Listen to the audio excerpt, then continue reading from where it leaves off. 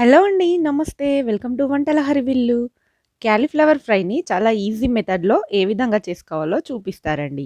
Bachelors అయినా, కొత్తగా పెళ్ళైన వారైనా చాలా ఈజీగా చేసేయొచ్చు.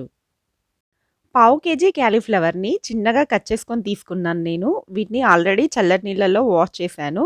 ఇప్పుడు హాట్ వాటర్‌లోకి తీసుకుంటున్నాను.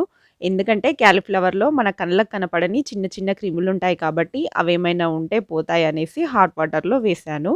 వీటిని ఇలా వేసి ఒక 5 నిమిషాలు ఉంచేసి తర్వాత ఒక స్ట్రెయినర్‌లోకి తీసుకొని వడకట్టుకొని పక్కన పెట్టుకోండి.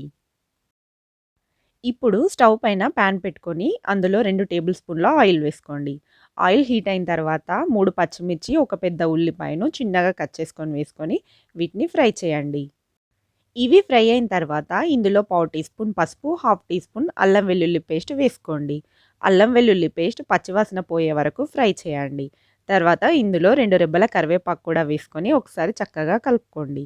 ఇందులోనే మనం స్టెయినర్‌లో వేసుకున్నటువంటి క్యాలీఫ్లవర్ ముక్కల్ని కూడా వేసుకొని ఒకసారి అన్నీ కలిసేలాగా చక్కగా కలుపుకోండి. దీనిని లో ఫ్లేమ్‌లో ఫ్రై చేస్తూ ఉండండి. మూత పెట్టుకుంటూ మధ్య మధ్యలో కలుపుకుంటూ ముక్కలన్నీ సాఫ్ట్‌గా అయ్యే వరకు ఫ్రై చేయండి. క్యాలీఫ్లవర్ ముక్కలన్నీ సాఫ్ట్‌గా మగ్గిన తర్వాత ఇందులో కర్రీకి సరిపడా సాల్ట్ వేసుకోండి. అలాగే 1 teaspoon red chilli powder కూడా వేసుకోండి. పావు టీ స్పూన్ గరం మసాలా కూడా వేసుకొని ఉప్పు, కారం కర్రీతో కలిసిపోయేలాగా చక్కగా 2 నిమిషాల పాటు ఫ్రై చేయండి. ఈ విధంగా ఉప్పు, కారం కర్రీతో కలిసిపోయి చక్కగా ఫ్రై అయ్యాయి అంటే మన క్యాలీఫ్లవర్ ఫ్రై రెడీ అండి.